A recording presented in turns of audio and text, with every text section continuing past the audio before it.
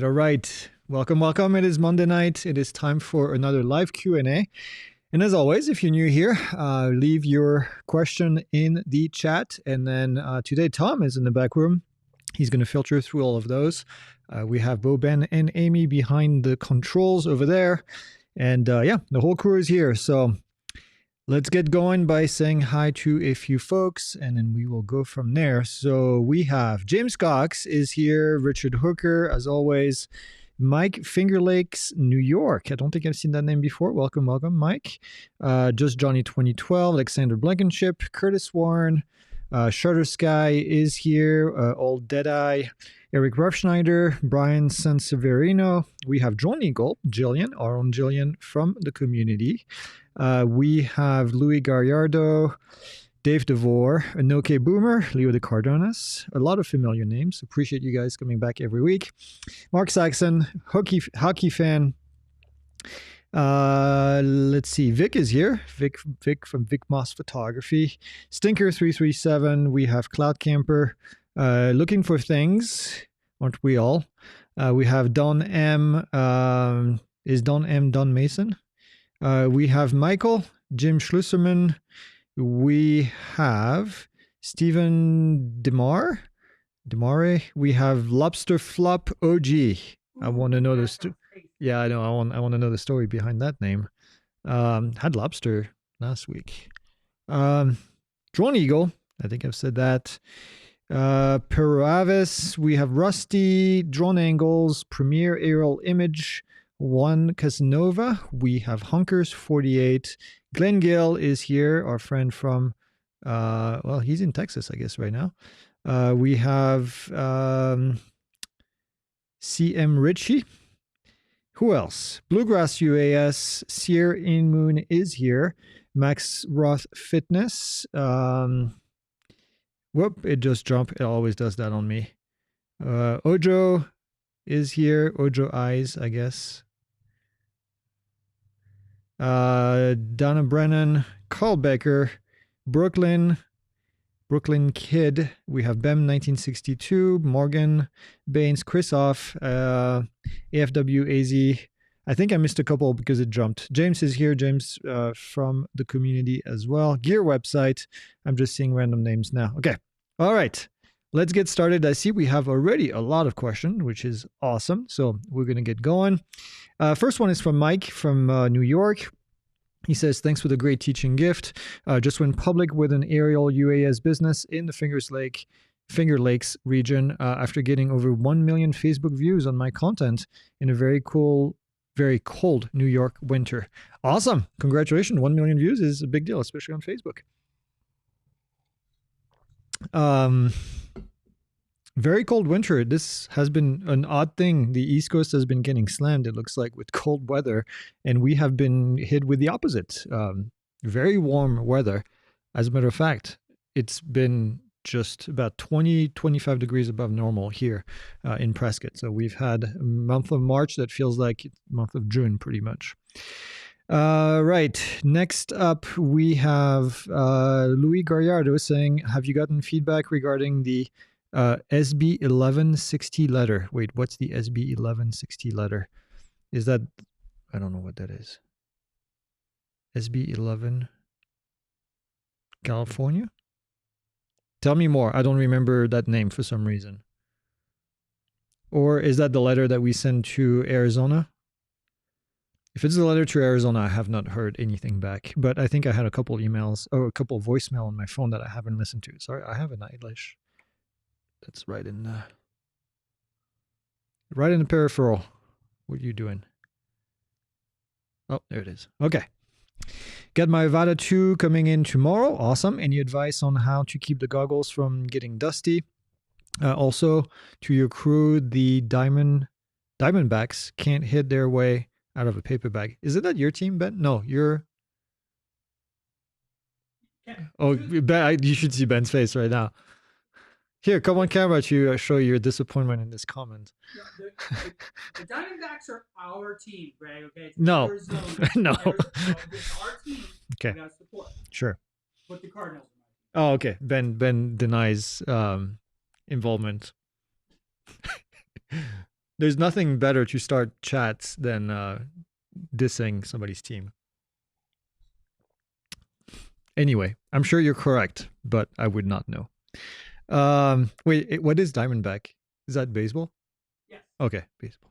See. Nice job. I mean, I totally knew that. It was a real softball question. So getting past the Diamondbacks, the goggles from getting dusty, the best way to do this is to keep them. Well, you can do several things. You can have a little bag that you keep them in, like a little, I don't even know how to say it, like, the diamond bag that you have with a little thing. Almost. And then put it in there, or just make sure that when you put them in your bag that your bag is clean.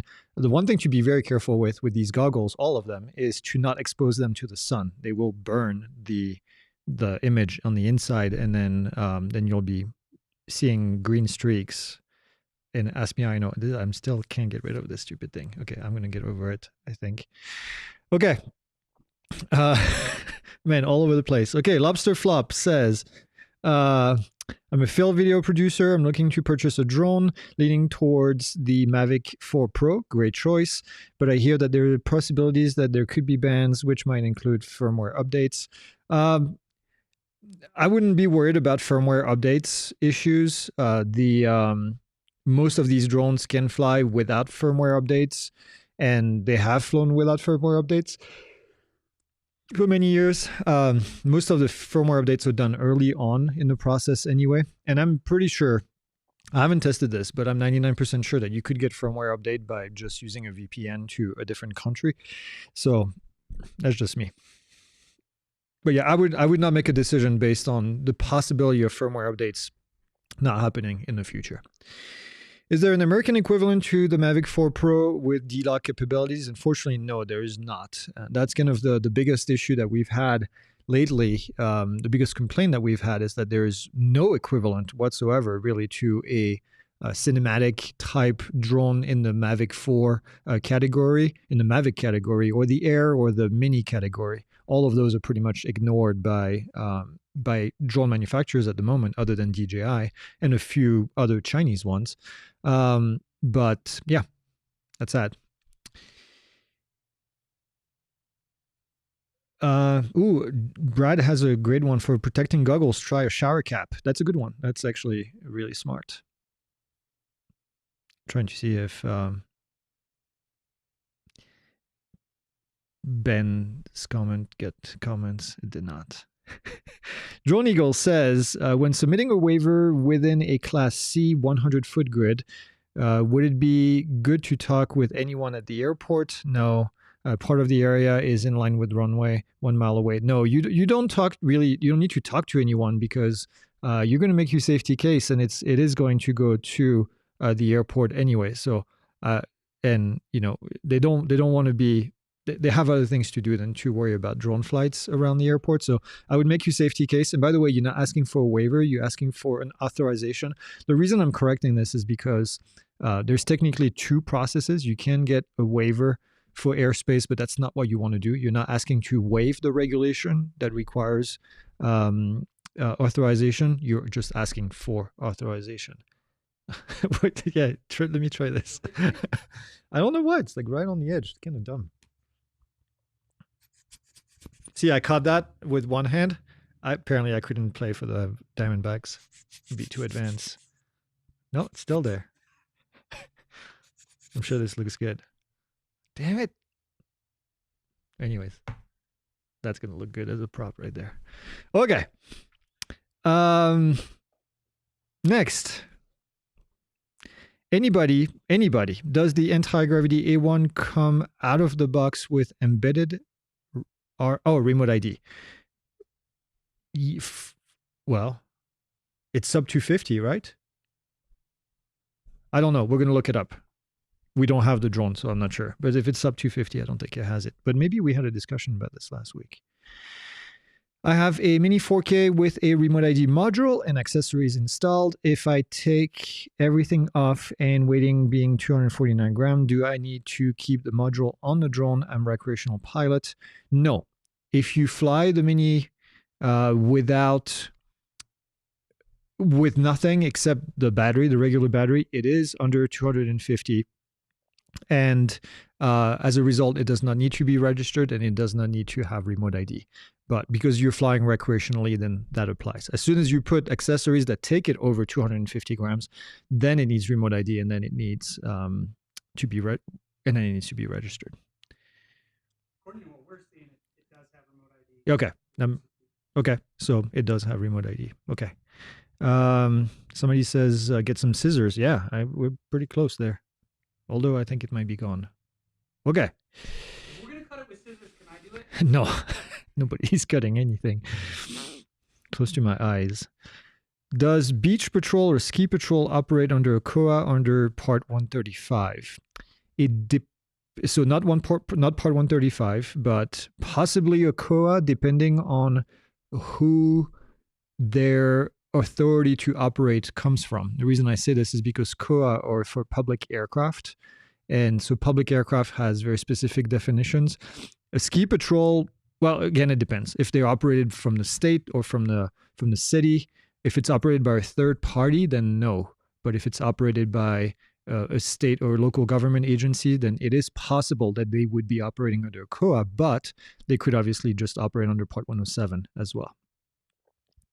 Okay. Any update to Part 108? Will there be another test or a fee to put Part 108 on an existing Part 107 certificate? No, we don't know. As it is currently proposed, which I don't like, there's no link between Part 107 and Part 108. It would be an entirely different type of operation that would not even require Part 107 certification. So,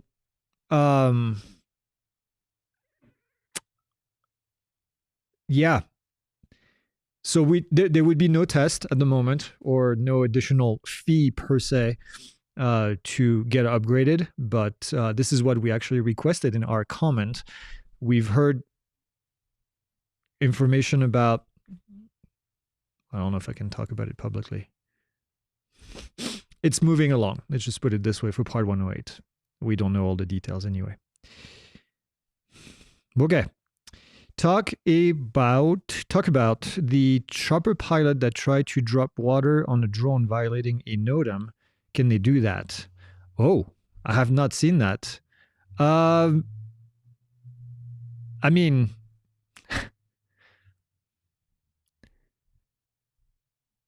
technically, I don't think they can. But then on the other hand, having a drone in the area is, if there is a TFR, is grounding the aircraft from flying. So personally, I don't have a problem if that's what they want to do to get these drones out of the way. There's enough warnings now these days that you should not be flying in there. Just one of my friends just sent me a message today saying that someone in Florida was flying another drone over one of the wildfire that's going on in Florida right now, and giving the footage to the news, and they're using the footage with his name on it. Not something that I would do right now, especially with the FAA enforcing these very heavily. If this gets reported to the FAA and they find out who it is, which they know already who it is because he's got his name on the thing, that's a direct violation these days with the new guidance that the FAA has. They have to enforce it, basically. So, yeah, not a smart idea. But yeah, as far as the helicopter trying to get the drone out of the airspace, if I live in an area that is prompt to wildfires, and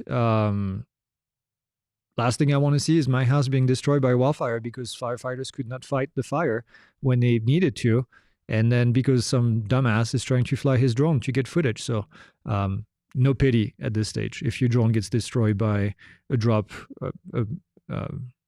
chopper pilot. Anyway. That might sound mean, but that's how I feel.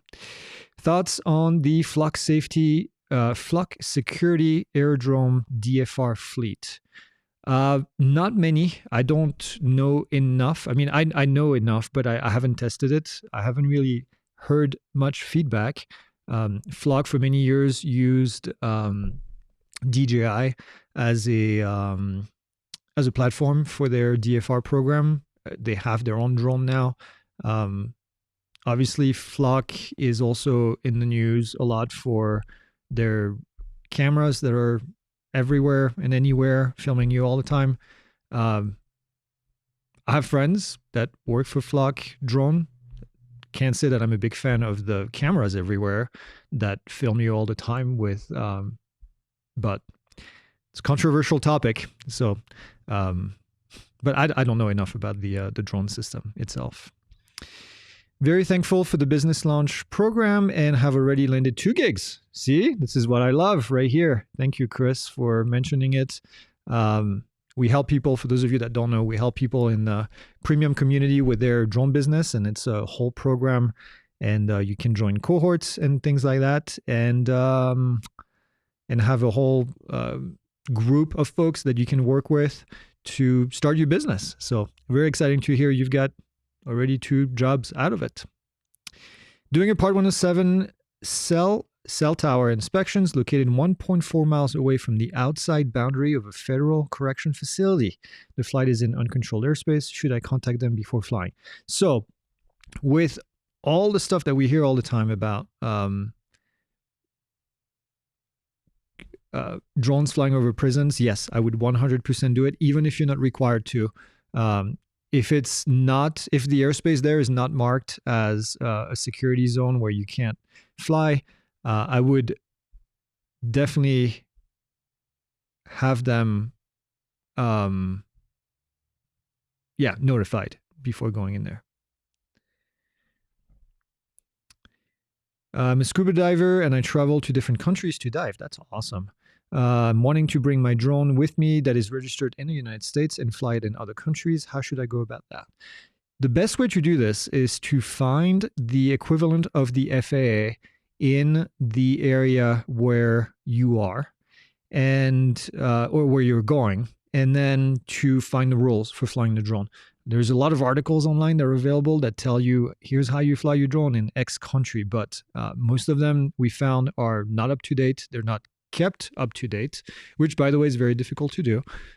There's also a resource from my friend Sarah Nielsen. She is a professor here at Embry-Riddle, locally in Prescott, and she has a book that is on drone regulation, and it's available for free, and it's constantly updated when she finds new things. So I would say that's like probably the most reliable source of information that I would go and look at, in addition to looking at the country and finding exactly what they require. But yeah, these things change quite a bit, and keeping track of them is hard, but I know she does a great job at doing that, and she's been able to make that book available for free on the website. So if you look up her name, I'm going to put it in the chat here. It's with 2 L and 1 S. I don't remember if she puts an H in her name or not. I know too many Sarahs that everybody spells it differently. I think she's got an H. Anyways. Greg, it's Ben. Hey, Ben. Follow-up question. Yeah. What are the rules for flying a drone over a moving scuba diver? Well, it's a human, right? So flying over a moving scuba diver. Yeah, but they're under the water. Well, if they're underwater, then it doesn't matter. They're protected. So it would be okay. But if the surface, it's like a submarine, then can't. What if like just the little snorkel is out of the water, but the rest of them is submerged? I don't think that's part of the human. I think you'd be fine. Just don't land on the snorkel. And scuba divers don't have snorkels, Ben. As a new drone pilot, says Dave. Dave is a baller because it says it in his name. Would it be a good idea to start focusing on my Part 107 just in case I want to pursue it, any sort of income from flying? I mean, yeah, it doesn't hurt to get started. It takes a little while to get the training done if you want to do it correctly. So I would absolutely get started on that. And then you can do it at your own pace, as you go. So.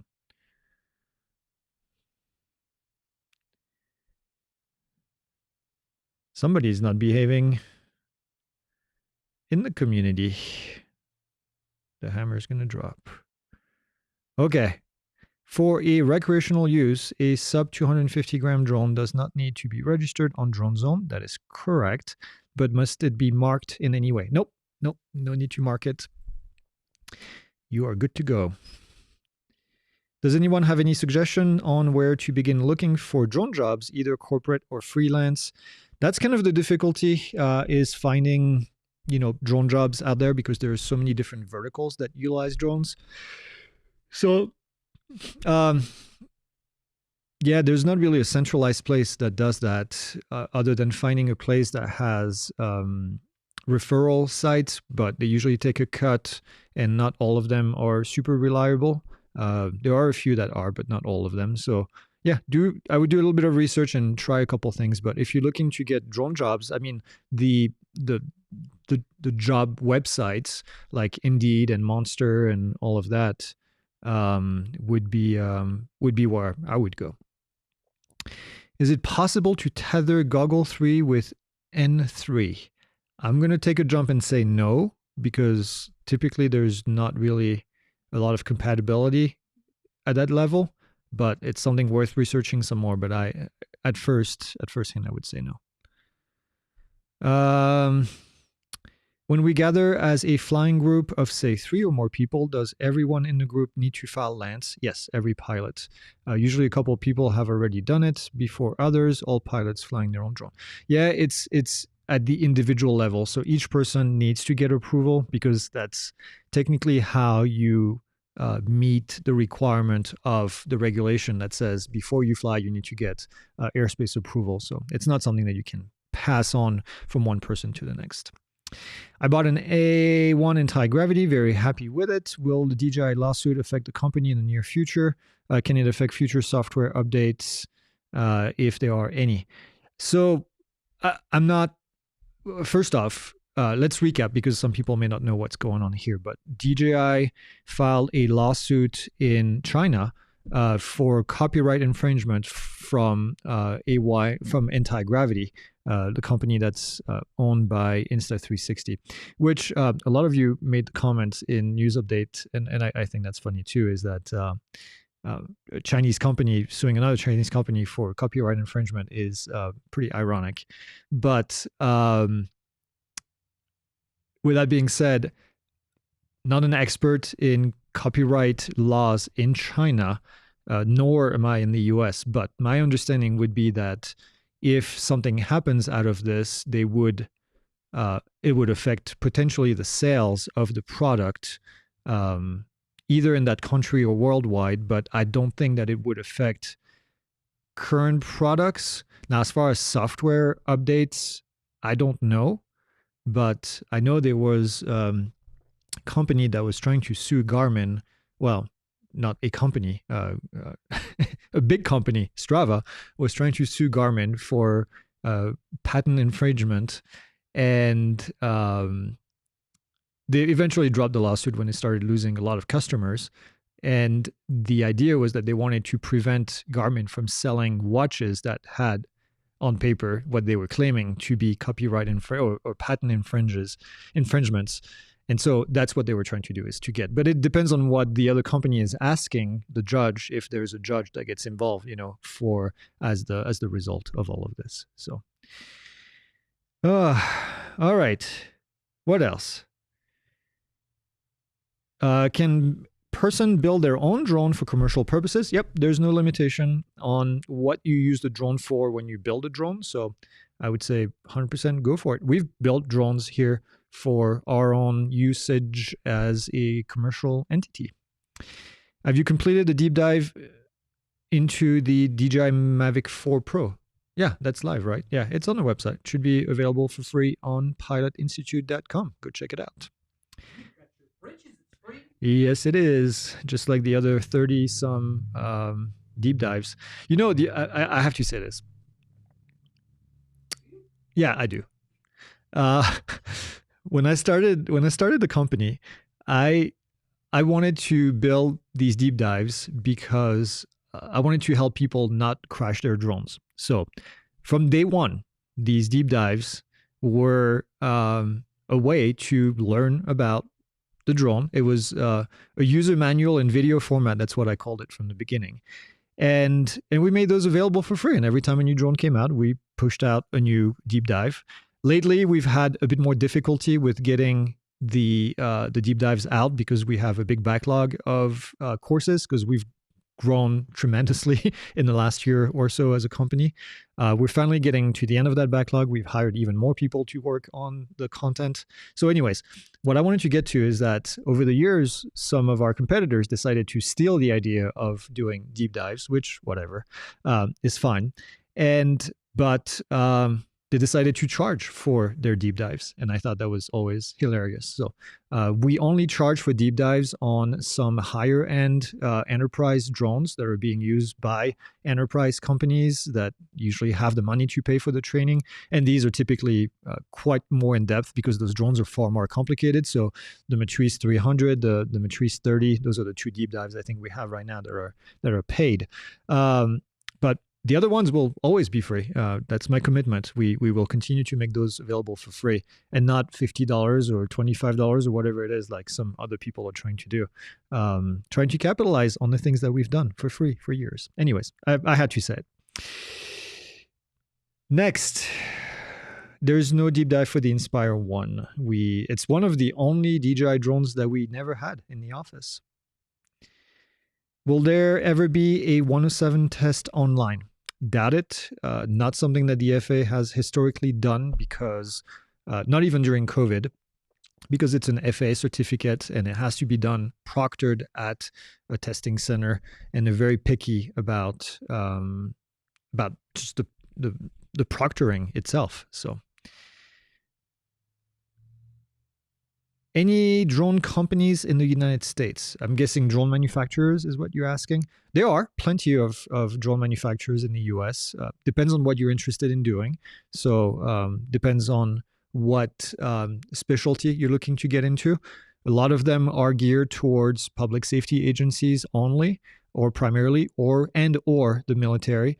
Some of them are geared towards larger drones, like carrying large cameras, for example, like FreeFly, and or you have companies that are geared towards like Helios that are doing inspections with cage drones. So a lot of very niche market type of companies in the United States that build drones, or very large drones that carry payloads or that do agricultural work.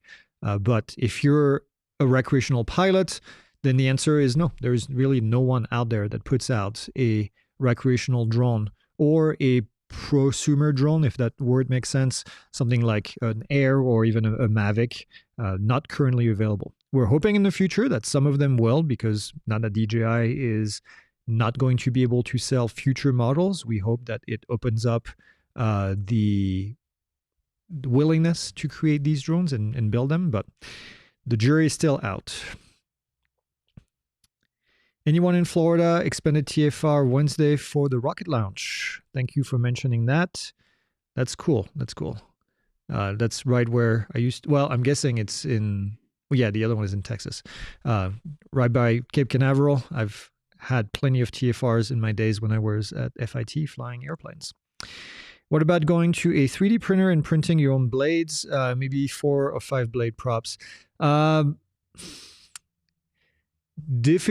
here's the difficulty with propellers is they rotate at a very significant speed, and they have to be very well balanced, which means that your printing has to be extremely well balanced. Your surface has to be very polished, and when it comes out. So depending on the type of 3D printer that you do, you might be able to do it, but I would not really personally trust 3D printed propellers from home. I would just spend the money in buying quality propellers.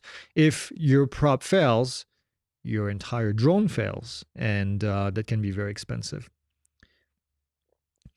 Where can I buy the new Avata 360 with a decent price and secure? Amazon says currently unavailable, and DJI USA website. We know what's going on there. Yeah, DJI will not be selling it on their page. You can say a big thank you to the FCC and to your local representative that did not fight against the shenanigans that are going on right now. But Amazon, I don't know that the drone is supposed to be fully available for sale yet. If I remember correctly from the press release, I think they're supposed to make them available a little bit later. So I would keep checking on Amazon. I'm sure it will be sold on Amazon because it is legal to sell it in the United States. I don't know what the pricing is going to be. But yeah. Yep. Recently got a Neo 2 and have a question about the follow me mode in RTH. Is the drone, if the drone is following me, will the drone stop following me and do an RTH as the battery gets low? How would I stop that?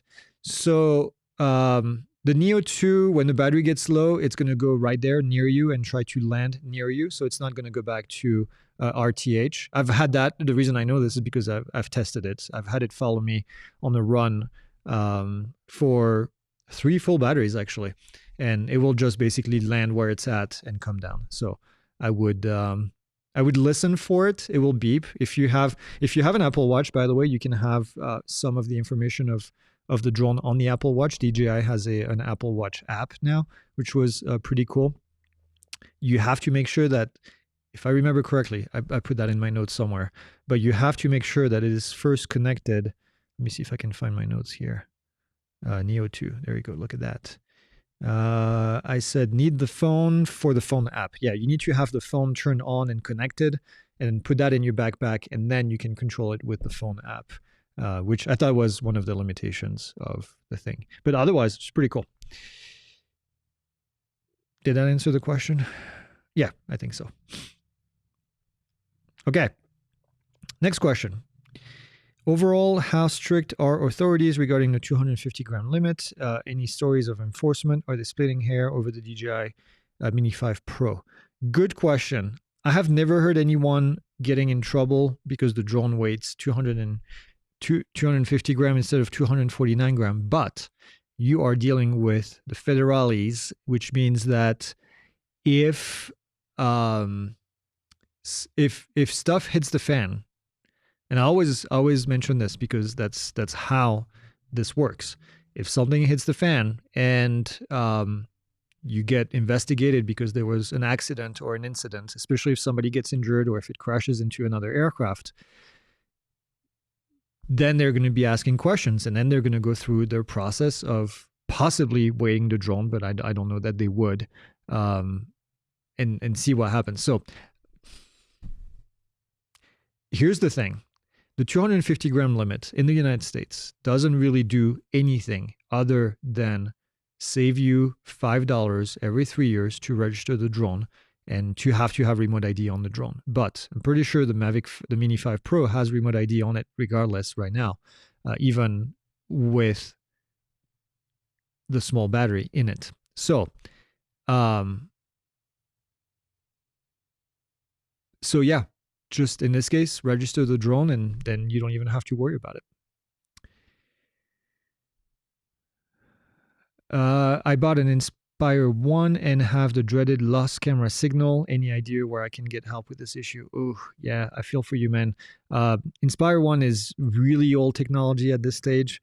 Loss of signal was very common on these drones back in the days.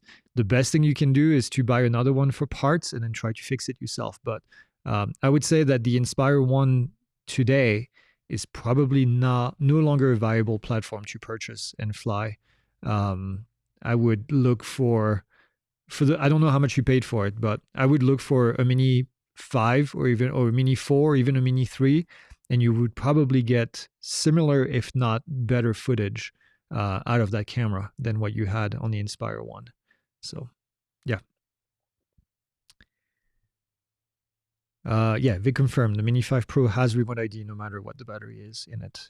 They turned that on because they know that the drone is technically over 250. What is happening with the US DJI drone ban? Well, I don't like to call it a drone ban. It's an FCC regulation shenanigans. That's the better term for it. That's a technical term. What's going on right now, there's not a whole lot going on. The latest and greatest from several weeks ago was that DJI sued the FCC and then filed a letter to, I don't remember the technical term, basically asking to overturn the FCC ban that they put in place for future models. So, yeah. That's really the latest. So now we have to wait for the courts to do their thing, which is going to take months. I'm sure. I don't know how long exactly, but it's going to take months. We will have an update later on this month with some actions that you can take, but that's all I can say at the moment. My friend has an old drone with remote ID module. Can I, as RPIC registered drone under Part 107, and use remote ID when I am present? Can he buy second remote ID module and swap remote ID when he wants to fly recreational? Let me think about this for a second. As an old drone that has a remote ID module. So technically, a remote ID module can only be registered to one drone at a time. And so at this point, when he's flying, okay.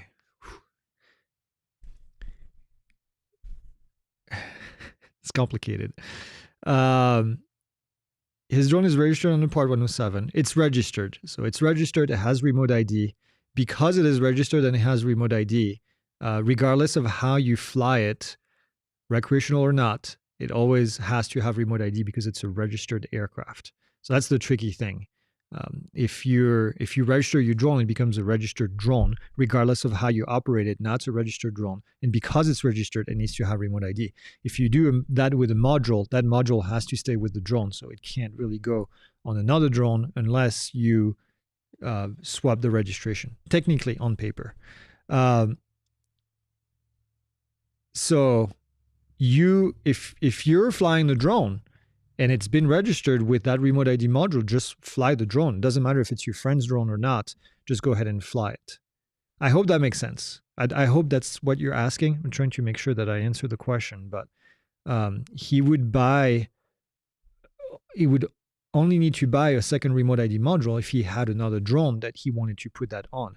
But as it is right now, the drone is registered. It has remote ID. Anytime you fly it, just fly it with that module on top of it. And it does not have Part 107 registration. So So if you wanted to fly that drone under Part 107, he would need to register that drone under Part 107 and then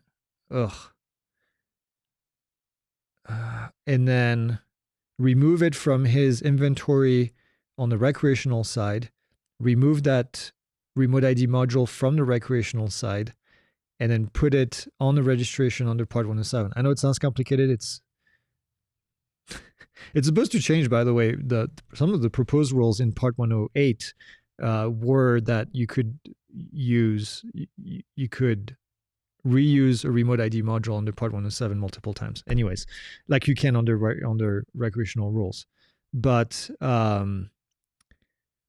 you would need to remove that remote ID module from that side. It's complicated. It doesn't have to be Part 107 certificated to register the drone under Part 107 because it's all technically a Part 47 registration. So it just gets complicated. You know what I would do if I were you? I would shoot an email to uashelp@fa.gov, explain your case, and then they'll be able to give you the fully correct answer on how to do this. But as I'm thinking of it right now, he's going to have to do some mental gymnastics of registering that. And I think if you register the drone with that remote ID module on the 107 side, then it can no longer be used on your recreational pilot registration, which is one registration for one, and then you register the module in your inventory in that case. And then you can use that technically on that side for all the recreational drones. But yeah, this thing is too complicated for no reason whatsoever.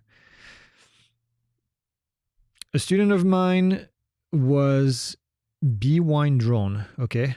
Have anyone heard of this drone? Nope. I have not. Can you comment at all about the DJI Sky app removal from the App Store? I have not heard that. Interesting. Is that removed from the Apple Store as well? Um, I have not heard that, so I'm not saying it's not true, by the way, but yeah, that's interesting. That's interesting. Is it end of life and they're no longer supporting it? I would reach out to Autel's customer service and see what they say. Maybe they have a new app in the work. I would doubt that because they haven't really done anything um, recreational, any kind of recreational drones in years. So yeah, I don't know. Instead of using your personal name in the video drone footage, usually in a corner, what should a business display in the video? Kind of like a signature. I would just put your logo in the corner, but it depends on what you're using the footage for. But yeah, your logo or the name of the company in there. Colleague has a UAS business that is an LLC, but he has no drone liability insurance. I have the insurance for my new business, but I'm not an LLC yet. Who is less wrong?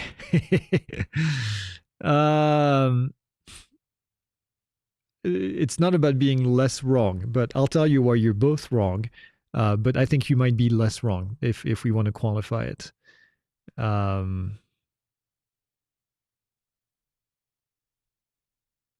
Okay, I'll get back to the Autel thing. I see some comments over there.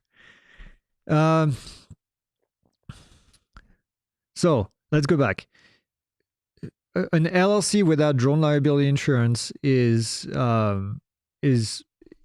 as soon as an accident happens, they're going to go after the LLC and everything that you own, and and then you're in trouble. Well, everything that the LLC owns. So not a smart idea for sure. If he's doing that on purpose, he's short-sighted. And then of course, going after bigger clients is going to be it's not going to happen because if you don't have insurance, then clients are not going to hire you. As far as you have insurance, but you don't have an LLC. That might actually be worse because if something happens with the business that the insurance doesn't cover, let's say you have a $500,000 insurance coverage or $1 million insurance coverage, and you do something that hurts someone physically and they have to go to the hospital. And now the insurance is going to be limited to $1 million payout if they pay out. And then everything else that's going to come out of this, if you get sued, then they can go after everything that you own. Now, I don't know your financial situation, but if you're a person that has a house, a car, that has some money and savings and any assets, then it means that technically in a lawsuit, they can come after you. That's why you have LLC, limited liability corporation, where you would be able to be limited to what the company owns if something happens. And I know there are limits that and I know sometimes a judge can actually go beyond what the LLC owns and technically take some of the things that you own as well. But anyways, so depending on your situation, I would start an LLC tomorrow because, or today, because it doesn't take long. It's very cheap and it's a good protection for anything that you're going to do in the future to protect yourself and your personal wealth. I'm not an attorney. This is not legal advice, but that's my full understanding of LLC and liability and insurance. And I would definitely recommend that you go get an LLC tomorrow and tell your friend to get insurance. It's not that expensive and he can just bill for it in his package and it's going to protect him. Something happens. Okay. I think Mike answered the question earlier. I saw it. Autel Sky was removed by the Apple Store. Autel says to sideload it with an Android device. Interesting. Okay. He said it was also removed from the Android store. Okay. Yeah, I don't know how I feel about that.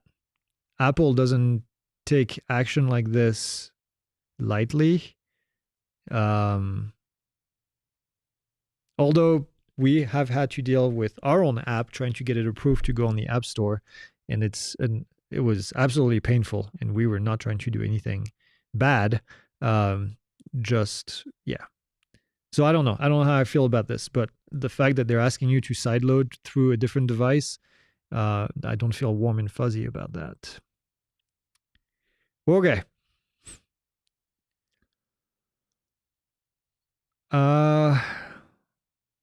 Somebody's asking about the AMA coverage for insurance. If you're flying recreationally, depending on what you have with the AMA, but I'm pretty sure the base coverage is for recreational usage.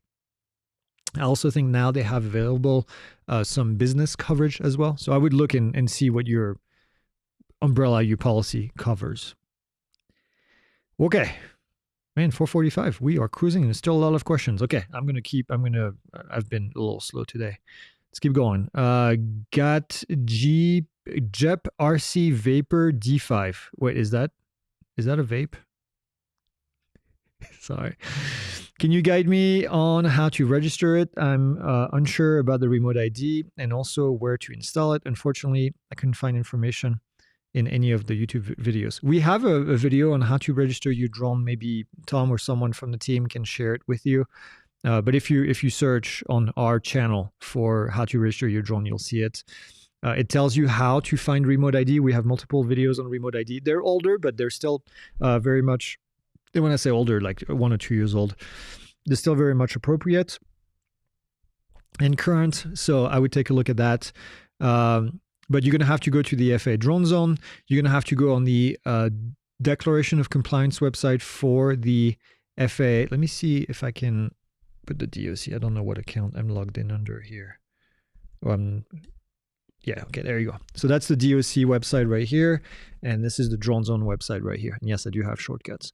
The DOC is going to allow you to find if your drone is actually registered under, is remote ID compliant.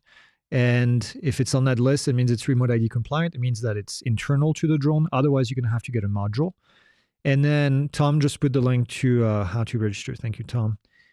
And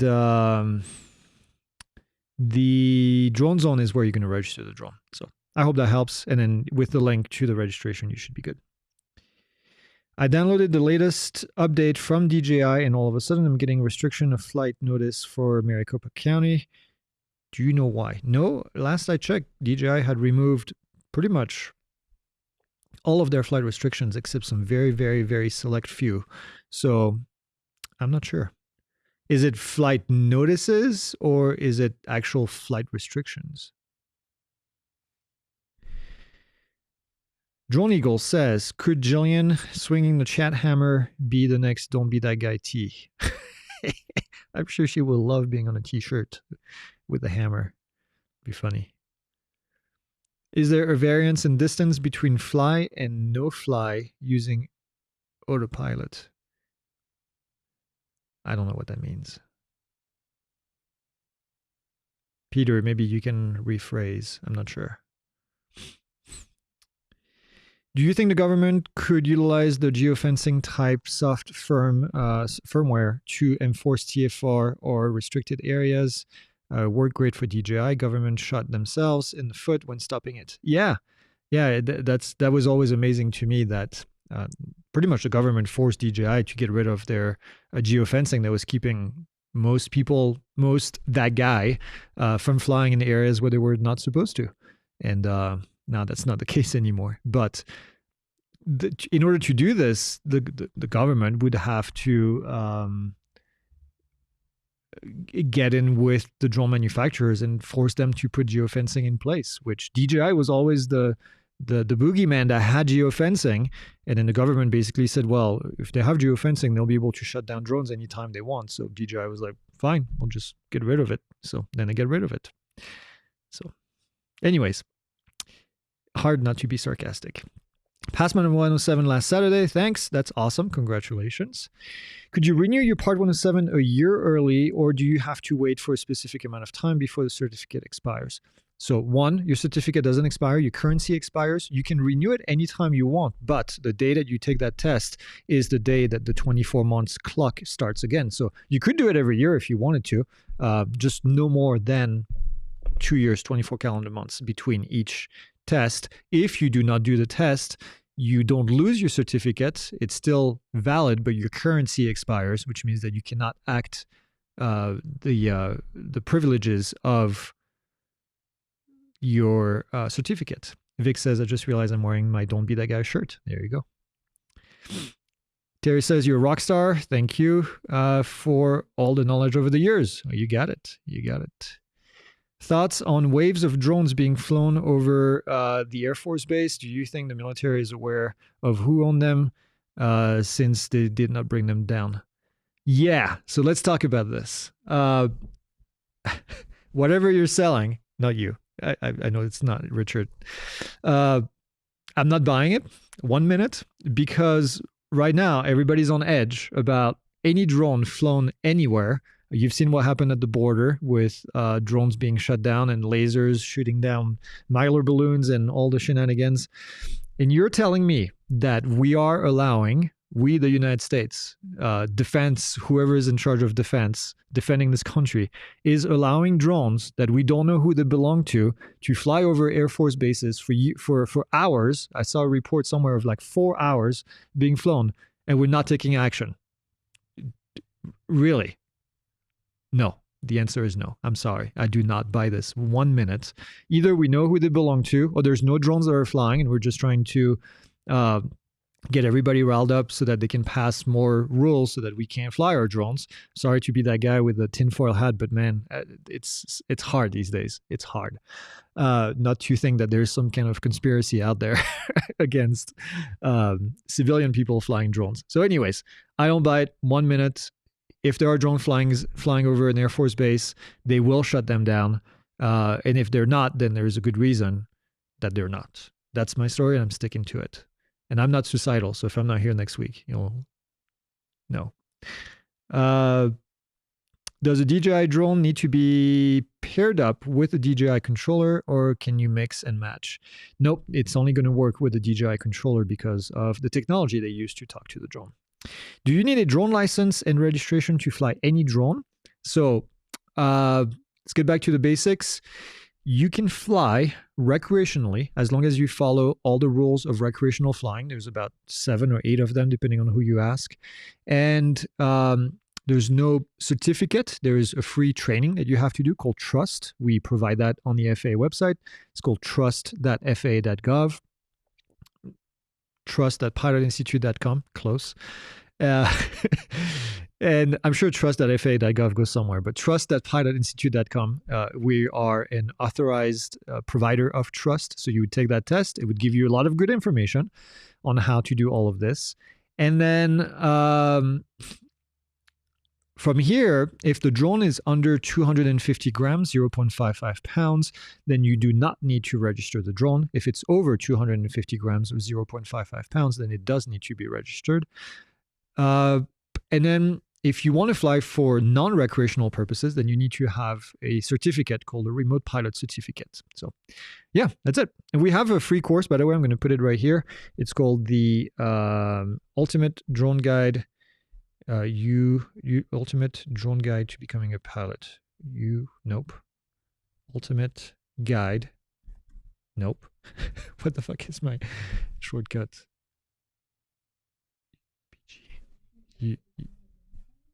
UDPG?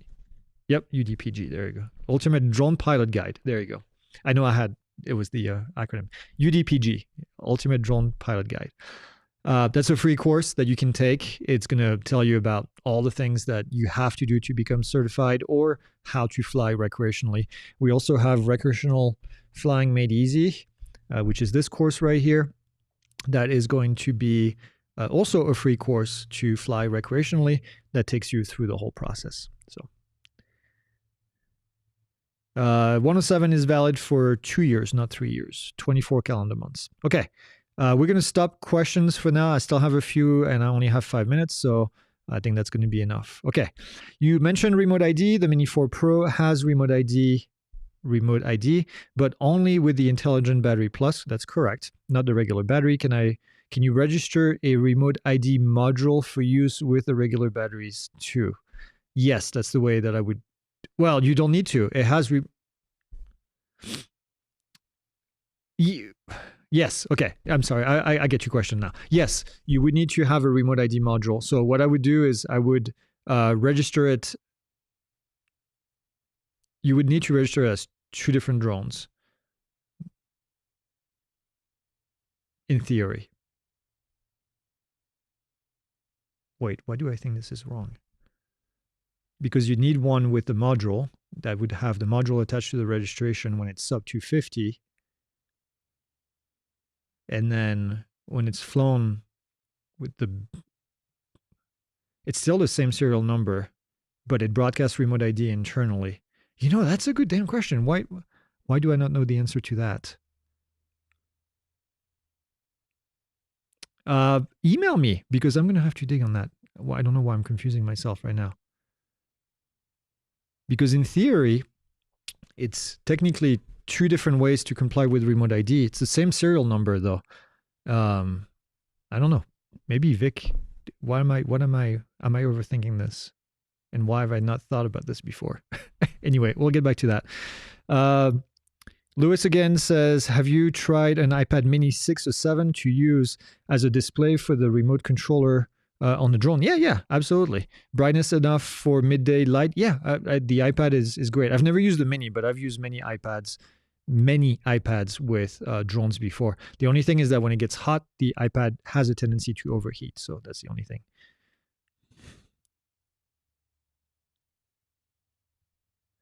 Yeah, I mean, Chris, you're right. I would definitely only get the big battery in this case, but from a legal perspective, I'm just trying to think about this. What is the turnaround time for an operator certificate? You would get it pretty quickly from the FAA on their website, and then it takes up to 120 days for them to ship it. But I think it's definitely a lot less than that right now. Well, Vic is leaving without answering my question. How are companies offering delivery services with drones getting around the rules, keeping the drone within sight? They don't. They apply for a Part 135 certificate, which is very difficult to get. But yeah, that's the idea until Part 108 is in place. Just get the Mavic 4 Pro. Get the RC Pro 2 remote separate purchase. Having a terrible time pairing these two. Any advice?